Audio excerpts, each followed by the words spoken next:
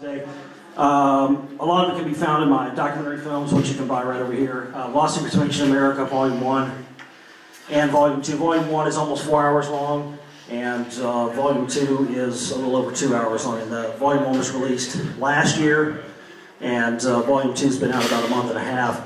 And we've traveled thousands of miles for these films. I want to give you a little bit of a background on me and how I got involved in all this. I first started researching conspiracies and government crimes and all this stuff back in the early 1990s. In 2004, I was reading a book by Jim Marrs called Rule by Secrecy.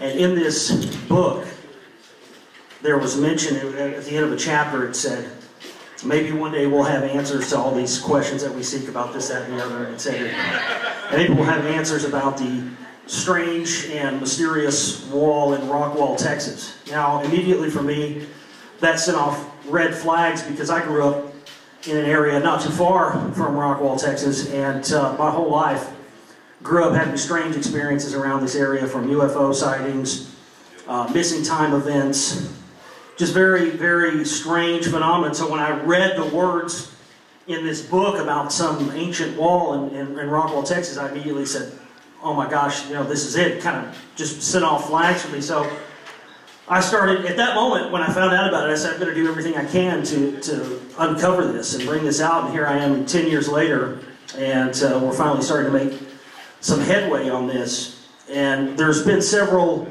attempts to try and, let's say, downplay or dissuade people from looking into the real truth. If you've never heard of what the rock wall is, it's an ancient wall. It's 20 miles in diameter.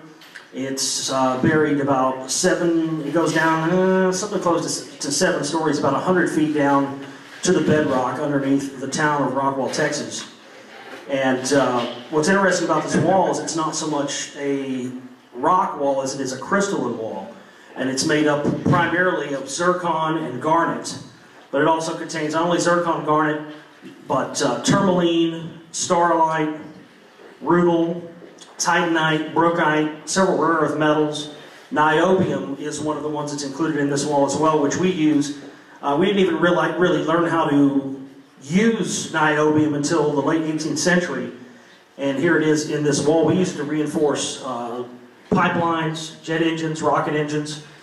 And it's used as a structural engineering material, and that's one of the things that's most interesting about this rock wall, is just how many structural engineering feats have gone into making this thing, especially something that's old. Now, there's many estimates on how old the rock wall is.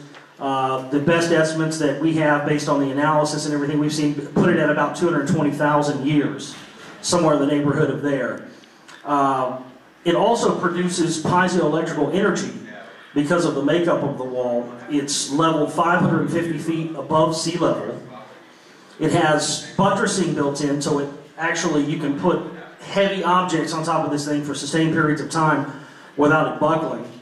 And there has been, most recently, there was the attempt by the History Channel in their show America Unearthed to try to quote-unquote put out the truth of this. But long story short, I talk about this a lot more in the films, but the main thing they left out, they claimed it was a natural formation, but they really didn't bring all the evidence to the table to support that idea. They did a little scratch test on a rock that wasn't even from the site, it was just a rock on someone's property. They didn't bring in the material makeup of the wall at all, and that's the most important thing, because their whole analysis was based on the fact that the paleomagnetic data on the rock wall gave it a uniform signature. Of course, if it was a man-made signature, they claimed it's supposed to be random. Well, what they didn't do was they didn't give people any of the information about what this wall was made up of. Primarily, the quartz crystal polymer that is used between the stones to keep the stones together. And if you want to see a little example of what the rock wall looks like, on the front of my DVD over there, you can see pictures of it. But between the stones, there is a mortar substance where the stones are perfectly buttered with a trowel like a stonemason would do. And this geopolymer substance, when it was analyzed, was found to contain 3 different types of quartz crystals brought from multiple locations. And it's super airtight, it's resilient to water, and it's built to withstand the test of time. Now, any quartz contained in any object that you may be doing paleomagnetic data on is always going to show that it is a uniform signature, indicating that it would be natural because of the quartz makeup. This was not mentioned in the show. I detail more and more in the documentary about the attempts to try and downplay this. Now, why would they attempt to downplay this wall? Why would they want people to believe this wall is natural? Well, for a variety of reasons. The cover-up goes back to this, really to the late 1800s in Rockwall. There were various news reports, which I document in the films as well, of giant skeletons being found in proximity to this thing. So I really just started my investigation from the standpoint of, okay, well, let's look and see if there's anything else around the United States that's ever been found like this. And if there is, and we found the same type of stuff that we see in Rockwall around here, then we'll know we're on to something. And that, of course, led me to looking into things like mounds. There are many strange elevation changes around the Rockwall area where there shouldn't be.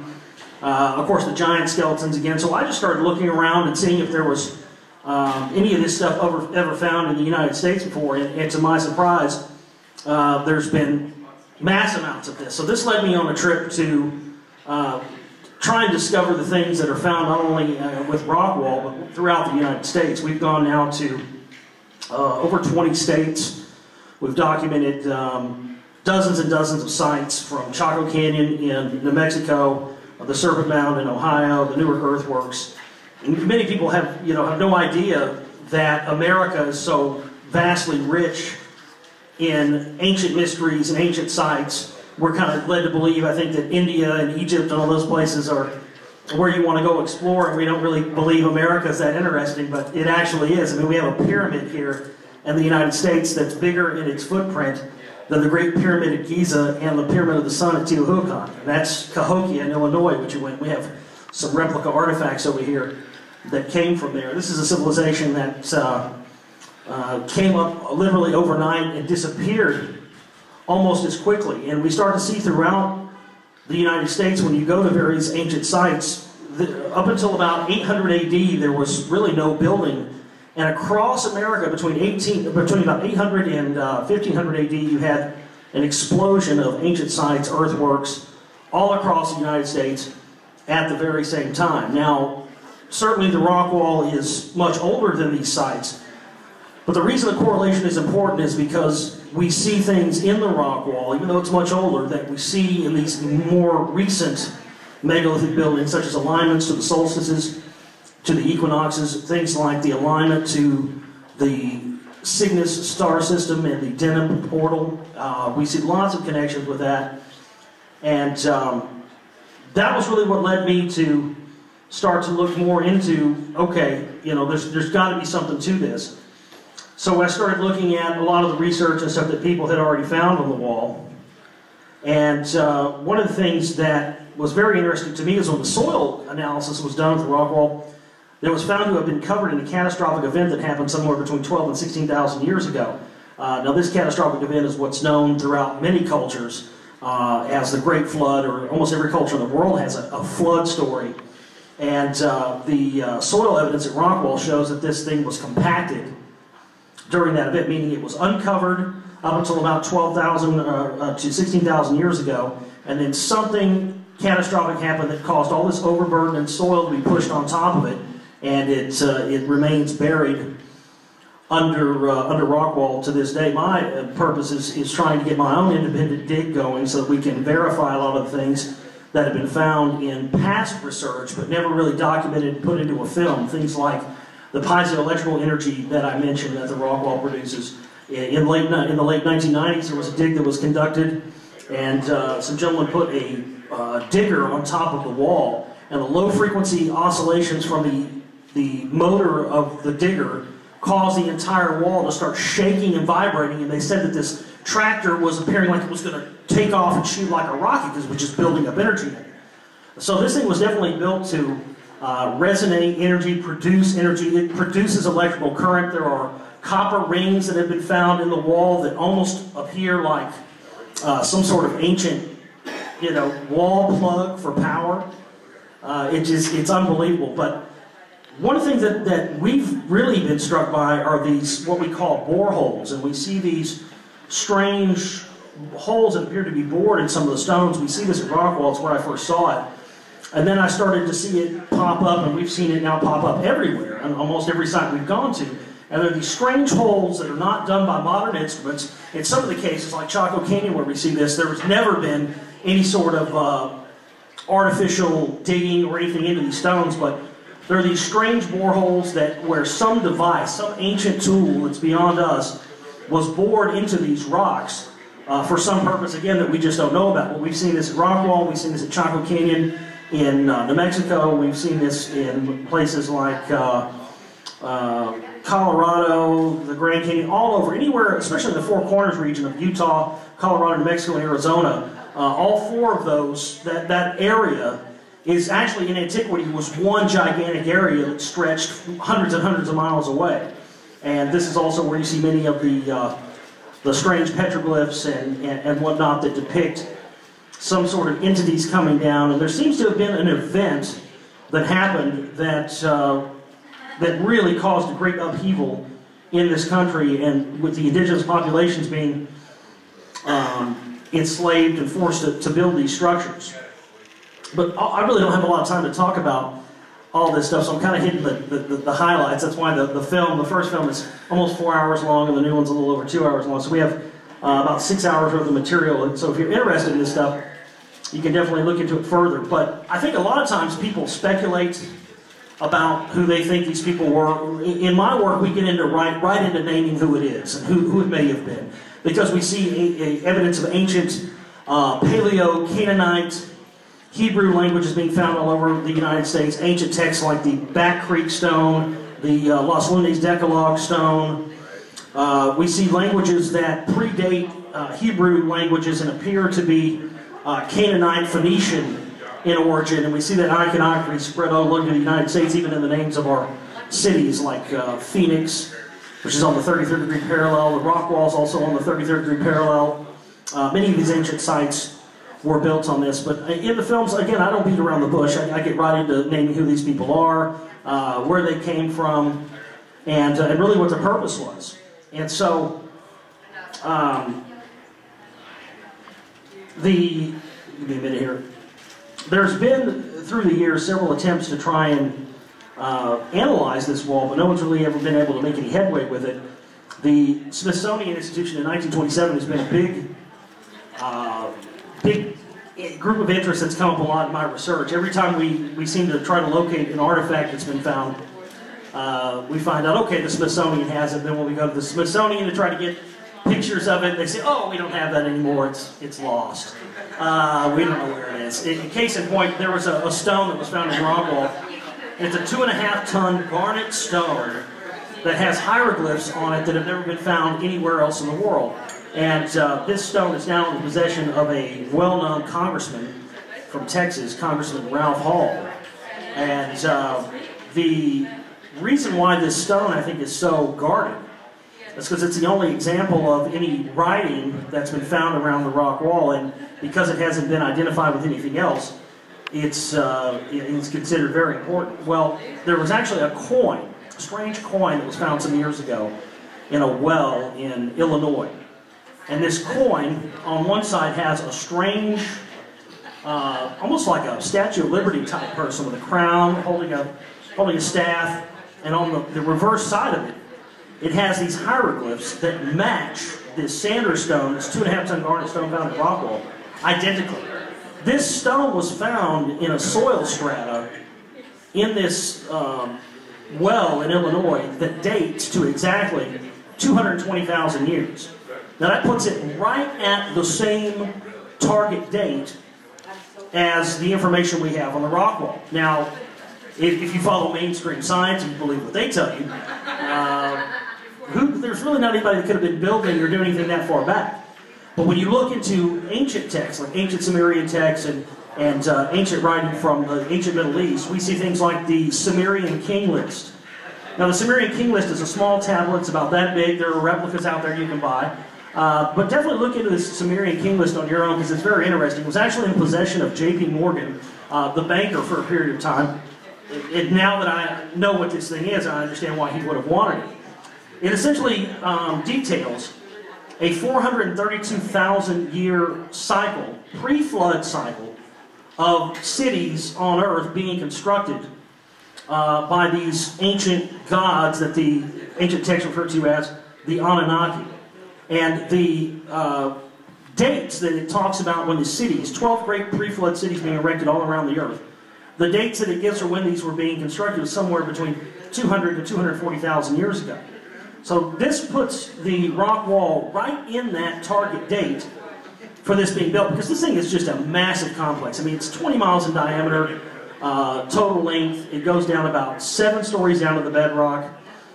There has been numerous shark's teeth, sand dollars that have been pulled out of the bottom of this thing that are not petrified, that have fresh meat in them. So you really see the evidence when you dig down that this thing was compacted in a catastrophic event somewhere around 13 to 16,000 years ago. There's many that believe that this could possibly be what was referred to as an Atlantean city. And it's very interesting because with the rock wall being located right on the 33rd degree parallel, the ancient texts describe after the flood, when civilizations first started to rise up again, they rose up in what is now the ancient Middle East and what is now Iraq, in what became Sumeria, Babylon at that time. That's also located smack dab on the 33rd degree parallel. So it's very interesting that we would see these pre-flood cities exist along the 33rd degree parallel, and then immediately see after that, start to see them rise back up again. And again, I talk about this more and more in the new documentary film, as well as Volume 1. Let's see what else we have here. As I mentioned, the rock wall stone is very interesting because it's one of the heaviest and hardest stones. We have a couple of examples of it back there. You have to break through layers of this blue shale to get to where the actual rock wall is. But the rock wall makeup, again, it's zircon and garnet are the two most primary minerals found. But zircon, garnet, starlite, tourmaline, rutile, titanite, brookite. Titanite and brookite are very interesting because those are minerals that we mix together to make alloys. Titanium, any of the rest of that. And I immediately said, okay, well, if these stones, because these stones are cast stones, these were actually made together from a composite material, and it would be almost impossible today, it would be virtually impossible for us to take all of those different types of minerals and mix them together and make a cast stone out of it, because many of these minerals, such as tourmaline, which I have for sale over here at my table, are rare and actually worth a lot of money. And you see the amounts it would have taken to take and cast all these stones and to make it would just have been a feat that's beyond us. And I actually had a geologist who looked at the makeup of the wall that said that it was not possible for those minerals to have been put together and put in stone in Earth's current atmosphere, which I just thought was a very strange comment. The reason that is because unlike any other material that we would mix together, say concrete or anything else, the molecular structure of the individual materials in the rock wall do not bond. These elements remain independent in situ in the stone, meaning the tourmaline stays independent. They don't blend together at all. That's a process that is beyond us. Again, how someone was able to level this entire 20-mile diameter structure at exactly uniform 550 feet above sea level across the board, it's something that we don't know, as well as the alignments of the solstices, the equinoxes, and again, that's something that I've looked at these ancient sites across the United States, from Moundville in Alabama to the Serpent Mound in Ohio to Cahokia to the Chaco Canyon, New Mexico. All of these sites around the United States all share these same common alignments. And in many cases, like the Serpent Mound in Ohio, it shares some similarities with the rock wall. It's built on top of a massive deposit of a rare earth metal called iridium, which we use to create battery-powered sources for long-distance space probes. The Serpent Mound in Ohio is built upon a giant cache of this stuff, and it also produces a piezoelectrical energy, just like the rock wall is. So again, these are things that I was looking at saying, okay, you know, if there's a precedent for this, So, in other places in the United States, there's got to be something to it. So I started trying to find where would be the best possible place you would mine the type of materials that are found in the rock wall. Lo and behold, I found a spot that's about 2 hours south of here, near a town called Llano, Texas, in an area near Lake Buchanan. The Llano Uplift is what they call this. And in this area, it's one of the most, if not the most, geologically rich area in the United States. Back in the early 20th century, there was a big boom by people like Charles Westinghouse and Thomas Edison to come to Llano, Texas, to a place called Barringer Hill to mine some of the elements, the rare elements found there, like gadolinite and others, to make filaments for light bulbs. Supposedly the uranium from the Fat Man and Little Boy atomic experiments was mined here, and they subsequently covered this up and built the lake on top of it. Now that's another common thing that I come across so much that blew my mind are man-made lakes being built to cover up ancient archaeological sites. Now this happened, again, at Lake Buchanan. It happened at Rockwall. Much of Lake Ray Hubbard and Rockwall was built to cover up part of the rock wall. I found this in Muscle Shoals, Alabama. There we had ancient sites that were flooded out and covered up, ancient mound sites, sacred sites. On and on and on. There are so many cases of this. We document some of those in the film. But when you start to see 1, 2, 3, 4, up to 10, 15 cases of something, then you start to realize, okay, this can't be a coincidence. There is actually a systematic cover-up here. And I most recently had found out that there's a gentleman, one of my listeners, who has some property down near where Llano is, who actually found, I haven't gone out to investigate it yet, but he's actually found what we believe to be another rock wall type structure near Llano that has the same geopolymer mortar substances.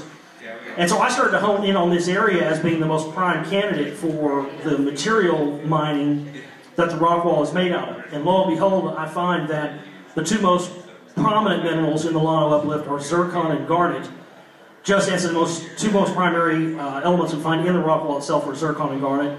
Tourmaline, all of this stuff is there. We have this, actually I heard they have it over at the Creationist Museum, which I just think is hilarious. But there was this item I heard about that's found down in Llano. It's called the Orco-Davidian hammer. And somebody said, oh, you ought to look into this. This probably ties into what you're looking for. It's found down there in Llano. I said, oh, okay, cool. And I go and look, and lo and behold, it's this hammer, a man-made hammer that's encased in like this, millions-of-year-old rock. And I'm thinking, where do I find this at? And it's at the Creationist Museum. And I'm just thinking, that's the last place I would have thought to look for that at. But anyway, it is very interesting. But the Earth being 8,000 years old, I think there's just way too much evidence to prove otherwise. Not to step on anybody's toes religiously or anything, but I think dinosaurs pretty much disprove the 8,000-year-old thing. But anyway, we are now currently traveling to other sites around the United States. We're trying to put together more evidence. We've now put together quite the story of these ancient people, engineers, advanced technology, advanced engineering skills. The Ohio Valley especially, where you see hundreds and hundreds of sites that are all, again, aligned not only to solstice and equinox events, but also aligned to lunar events, some of which take place over decades and decades of time, 20, 30 years, at a place like Chaco Canyon with these massive structures. Someone would have to have lived out there in this very remote area for 20 to 30 years prior to any of the structures being built there, just to be able to encode into the architecture of the buildings these events that happen over 20, 30-year timescales sometimes. So if you're at some of these sites, at some of these events, the sun will, or the moon in some cases, will strike these buildings and cause light to shine through at an exact perfect angle, depending on what time of year you're there, marking these solar and lunar events that happen over slow timescales. We also start to see things like some of the materials being brought in from hundreds and hundreds of miles away, the structures taking hundreds of years to be built.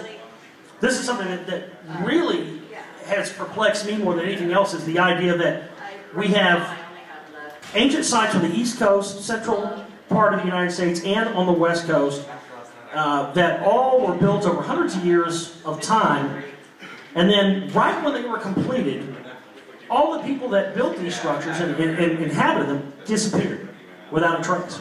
Mountville, Alabama, we see that. Chaco Canyon, New Mexico, same story. On and on and on across the United States as I've traveled, I found more and more of these sites that all have the same things. And somebody like the Smithsonian Institute will tell you that cultures on the opposite sides of the Mississippi River from each other couldn't have had contact with each other at all. But yet, when you go out to these places yourself, like I have, you see that to be absolutely not the case. You see similarities between cultures, between sites, especially the eye and the hand motif that you see in a place like Mountville, Alabama, and then you see it out in New Mexico. Now that pretty much smashes this idea that the Smithsonian Institution has put out that cultures on the opposite sides of the Mississippi River couldn't have had anything to do with each other when you start to see the same iconography, the same religious practices. In Mountville, Alabama, you had a practice and a religious belief that mirrors the religious practices of the Egyptians that are found in the Egyptian Book of the Dead and also in the Tibetan Book of the Dead, and the idea of what the soul goes through after death in the afterlife. And in some of the sites, such as the Newark Earthworks in Ohio, this story and this idea of what the soul goes through after death is actually encoded into the buildings and the structures themselves. So that when people came to these sites thousands of years ago, they would actually externally experience this on the way to the journey. And again, the Newark Earthworks in Ohio, you have this massive structure that kind of looks like the Starship Enterprise. It's very strange. And it's aligned perfectly to the Great Pyramid at Giza. You can draw a straight line on a map from the back of the Newark Earthworks in Ohio, straight across the globe all the way to the Pyramid of Giza. Now this became something where I started to realize that, okay, these sites, I may be covering the lost secrets of ancient America, but the people who built these sites had a very, very, very distinct knowledge of ancient sites that are all across the world. So I've started to name who these people might have been. Again, we'll talk about that more in the movie. And really getting into the evidence of who these people were and why they were here. And it definitely does appear that the founders of this country knew full well what was here and what happened here in the olden times. If you look at Sir Francis Bacon's book, The New Atlantis, he describes the New Atlantis being built on the ground of the old Atlantis and how there would be skyscrapers, flying machines, and everything we have in our modern society. Sir Francis Bacon predicted in his book, The New Atlantis, and predicted this would be where the New Atlantis would be built on the ashes of the old. And he actually came to America very, very early on in the colonial days and set up what we now know as the secret society or fraternal brotherhood network, such as the Freemasons, in this country. He set it up in universities through the Rosicrucians and brought the Rosicrucians in first. And this was what it was all about. It was about keeping this knowledge of the true history of ancient America, the true history of our past, a secret from the modern day people, so that this country could be used for the devices of a world power structure. And I think very much we're seeing that happen to this day. But again, there's just so much to get into in this talk, and not a lot of time to do it here. Definitely check out my films. You can also watch us online. TheGlobalReality.com is my website. If you want to get more information on our work, just type Josh Reeves into a search engine, and there it is. So I'm going to wrap it up. Thank you so much, everybody, for your time. Have a good day here at Texas Weird Fest, and come see us over the table. Thank you very much.